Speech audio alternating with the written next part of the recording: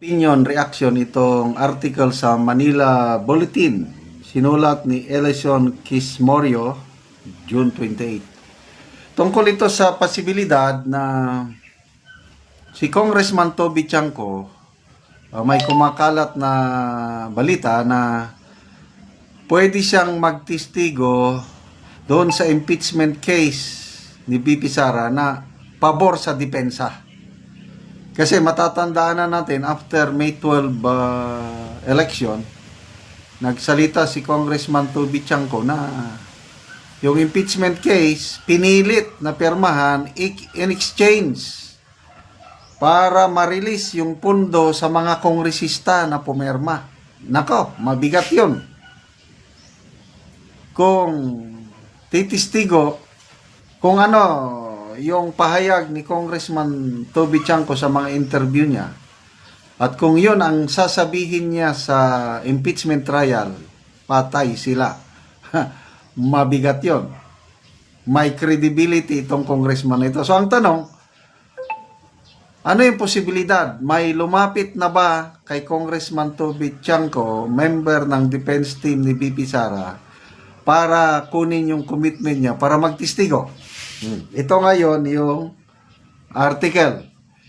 Chanco says BP Sara not tapping him as impeachment trial witness. Basahin ko ha.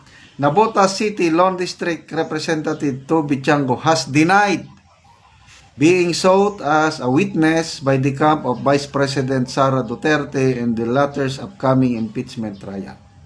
Sabi niya, no. Sabi niya, no. Nung tinanong siya tungkol nito.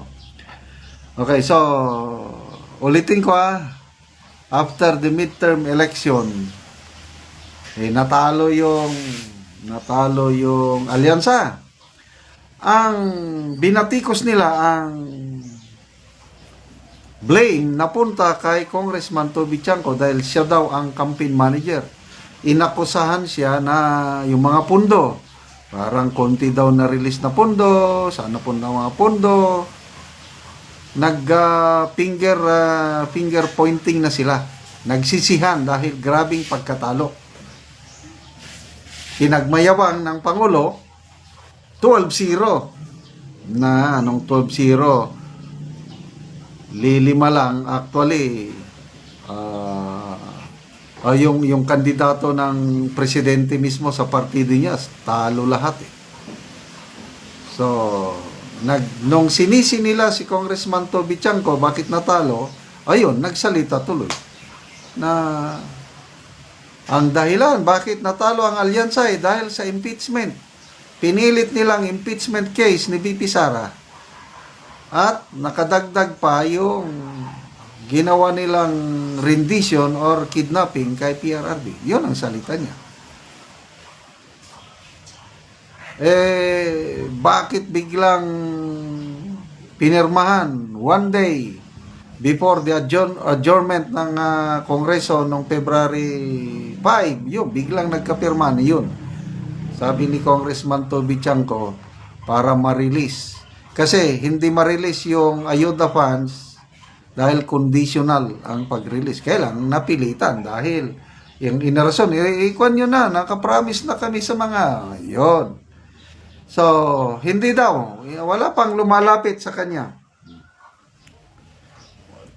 Chanco's name was floated in a press conference Friday, kahapon, as a possible witness for the defense team.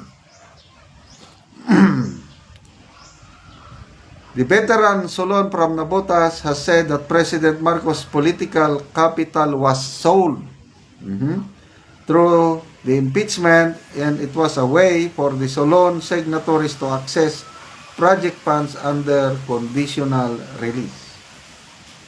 So, in recent interviews, Vice President Duterte has alleged that the congressman signed the impeachment complaint in exchange for monetary compensation. This has been denied by Ranking Solon. So, hindi daw totoo. Anyway, so, Kailangan pa bang magtestigo si Congressman Tiangco? To me, hindi na. Bakit? Kasi hindi na tayo makakakita ng bloodbath. Pag-open ng 20th Congress, pag-upo ng mga bagong senador, magbotohan yan ng Senate President. Nakikita ko na most likely ang magiging Senate President si Senator Escudero. At dahil sa pagtutulungan ng Escudero Block, may 3 block na dyan na nagtutulungan Escudero Block, Duterte Block,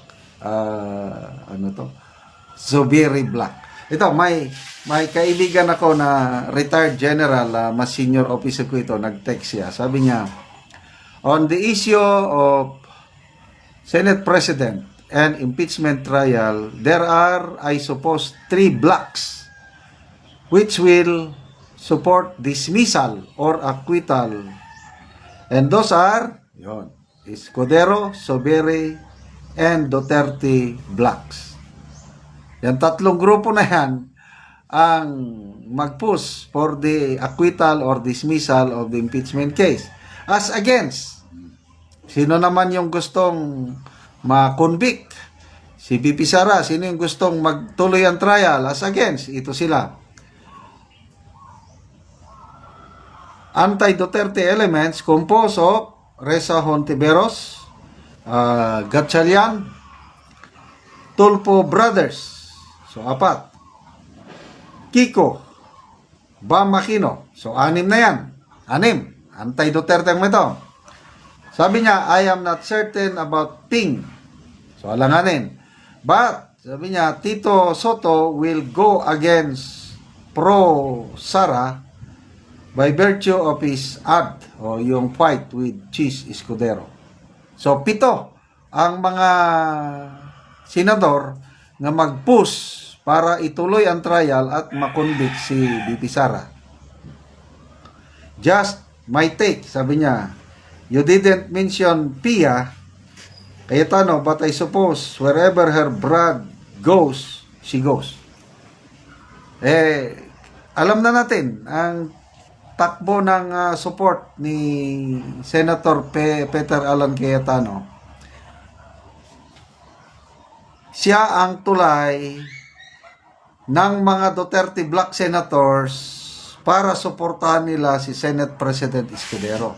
So itong grupo ni Escudero at grupo ng Duterte, grupo ng Zubiri, magtulong-tulungan yan pagdating sa opening pa lang ng session ng impeachment court, wala na, dismiss na yan. So ano pang, hindi mo na kailangan ng witness dahil madismiss na kaagad yung ano. Yun ang aking basa dyan.